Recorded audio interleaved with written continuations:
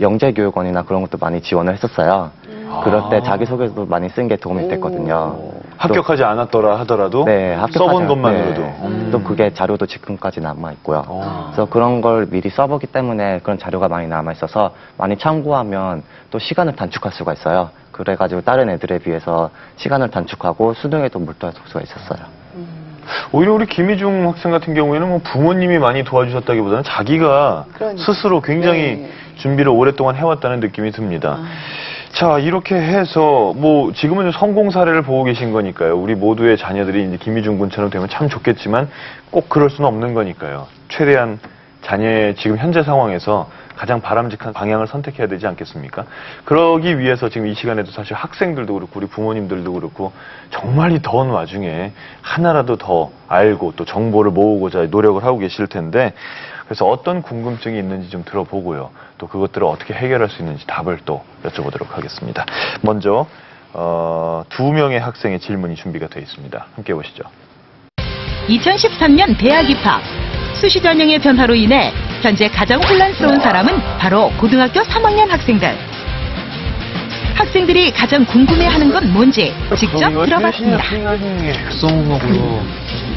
수능 공부를 어떻게 구분해서 어떤 걸 해야 할지. 제가 학생부 성적이 2점씩 초반에 나오는데 그 성적 가지고 입학사정관제를 전 준비한다고 생각하면은 보통 인터넷에 찾아봐도 대충 어느 정도 된다 이 정도로만 나와 있지 뭐 최고 잘 가면 어느 정도인지 아니면 맞춰가서 어느 정도 가야 안전한지 그런 것도 다 궁금합니다. 굉장히 현실적이고 솔직하게 질문을 해주셨습니다. 자신의 성적까지 공개를 했고요. 또 이 성적으로 제일 잘 가면 어느 학교고 제일 못 가면 어느 학교냐라고 묻는 그 마음이 정말 안타까운 마음이 느껴지는 그런 질문이었는데, 또 이성록 실장님께 좀 여쭤보겠습니다. 박승배 학생이었죠? 예. 저 학생의 성적이라면 어떻게 계산을 해볼 수 있을까요? 내신 성적이 2점대 초반이라고 지금 얘기를 했는데 입학사정관 전형을 준비를 하는 데 있어서 어느 대학까지 갈 수 있느냐라고 이렇게 얘기를 하고 있는데요. 솔직히 말씀드리면 어느 대학까지 다 지원할 수 있습니다. 2점대 초반 정도라면 서울시내 주요 대학의 입학사정관 전형에서 크게 문제될 것은 없다라고 이렇게 보여지는데, 단지 예전처럼 학업 역량을 평가를 하는 데 있어서 기계적인 평가는 하지는 않는다는 점입니다. 예전에는 내신 몇 등급이면 합격선, 몇 등급이면 불합격, 이렇게 이제 기계적으로 잘랐었던 정량적인 평가를 했었는데, 최근에는 그 성적이 나오기까지의 과정들을 전체적으로 저희들이 살펴보게 된다는 거죠. 과정을 어떻게 봅니까? 예, 성적 향상의 추이가 어떻게 나타나고 있다든지, 또 전공과 관련된 학과들의 학업 성취도가 특히 어떻게 나타나고 있다든지 하는 부분들을 단순하게 내신 성적뿐만 아니라 수상 경력도 있고요. 학교 생활기록부에 선생님들께서 평가하신 세부 능력 특기 사항도 있고 종합 의견란도 있고, 이런 부분들을 종합적으로 평가를 하는 정성적인 평가를 한다는 부분이죠. 그런 부분에서 이제 생활기록부가 어떻게 작성이 돼 있고 자기소개서에서 자신의 학업 역량을 어떻게 잘 드러내고 있는지 하는 부분들에 대해서 집중적으로 살펴보게 되는 특징이 있기 때문에 기계적으로 말씀드린다는 것은 문제가 있죠.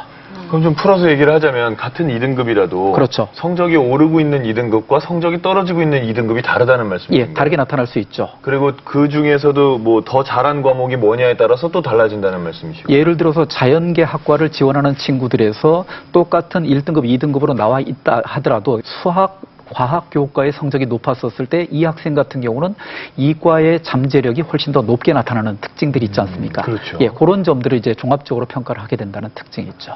그 학생의 어떤 깊은 것까지도 평가를 해서 받아들이기 위해 노력을 한다, 이런 생각이 좀 드는데, 참 많이 좋아졌고 그만큼 더 적합한 학생을 뽑을 수 있는, 또 학생 입장에서도 더 맞는 과에 지원할 수 있는 그런 기회가 생긴다고 생각이 됩니다. 우리 또 먼저 질문했던 윤병욱 학생 같은 경우에는 어떻게 수능 공부를 하고 또 어떻게 배분을 좀 해봐야 될까요? 적성검사 얘기를 했는데요. 이 학생 같은 경우 이제 적성검사가 요즘에 이제 중하위권 학생들의 사실은 마지막 돌파구입니다. 최근에 적성고사의 경향이 바뀌고 있습니다. 옛날처럼 이제 순수 적성, 보통 이제 IQ 테스트 성격의 문제가 많았었는데 최근에는 교과 중심의 적성으로 바뀌고 있거든요.